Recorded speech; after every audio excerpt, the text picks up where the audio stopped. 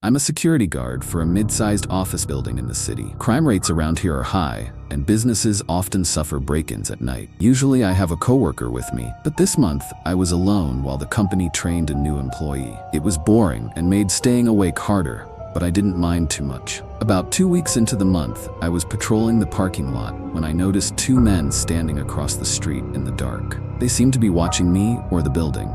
It made me uneasy, but when I passed by again, they were gone. I noted it mentally, but didn't think much of it. The rest of the night was quiet. A few days later, I saw them again in the same spot, watching me. This time, I stayed outside longer, hoping they'd leave if they knew I saw them. After 5 minutes, they walked away. I tried to get a good look at them, but it was too dark. Once they were gone, I went inside for my lunch break at 1 a.m. While eating in the break room, I suddenly heard a noise. I looked toward the hallway but didn't hear anything else, so I brushed it off. After lunch, I checked the security system. Everything seemed fine. Still, something felt off, so I decided to do another patrol. Outside, everything was quiet. Inside, I walked through the long, L-shaped hallway. One end had the main entrance, while the other led to an old emergency exit with a heavy metal door. It wasn't connected to the security system, so the company put a large padlock on it. When I reached the door, I was shocked. The padlock was broken, and the door was forced open. My stomach dropped as I rushed back to the security office. I checked the camera footage and saw that while I had been outside watching the two men, they had snuck around the back,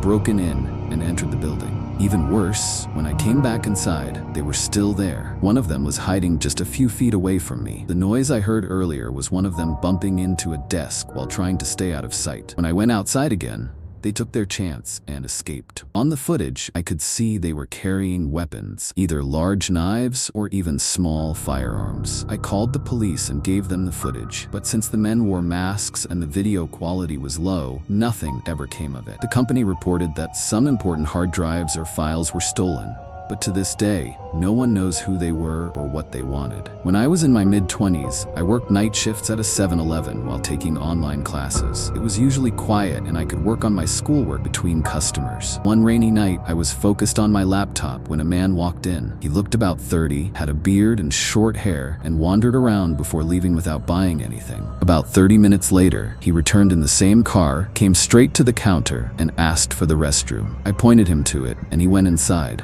I thought it was weird that he came all the way back just to use the bathroom, but I didn't think too much about it. Minutes passed, then more time. He had been in there for nearly 25 minutes when a police officer pulled into the parking lot. The officer inspected the man's car, then came inside looking concerned. He asked if I knew whose car it was. I pointed to the bathroom, telling him the man had been in there for a while. The officer immediately banged on the door, yelling for the man to come out.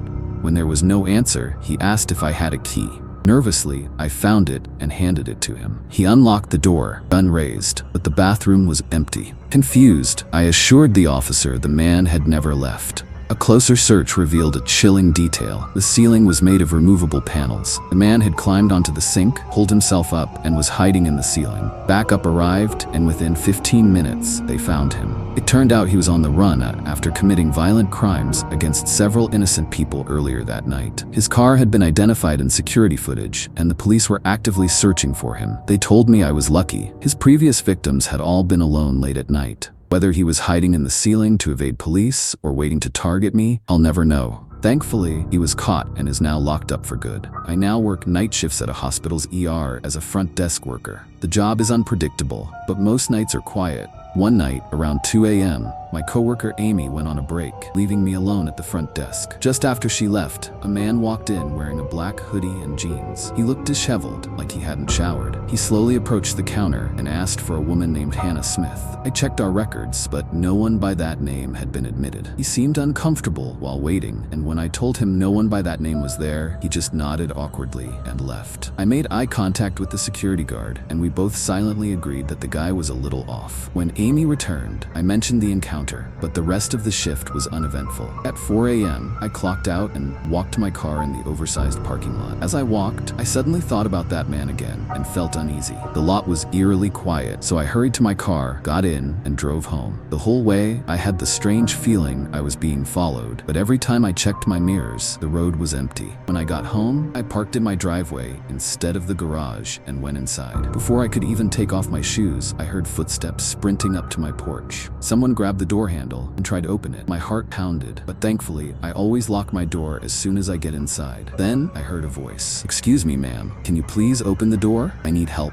It was the creepy guy from the hospital. I didn't respond, just grabbed my phone and called the cops. Seconds later, he ran off. When the police arrived, they discovered something horrifying. The back door of my car was open. The man had been hiding in my back seat the entire drive home. They later identified him using hospital security footage and caught him. Apparently, he had been watching me for weeks, waiting for a chance to get into my car. He never explained his intentions, only saying he just wanted to talk. I haven't seen or heard anything about him since, but that night still haunts me.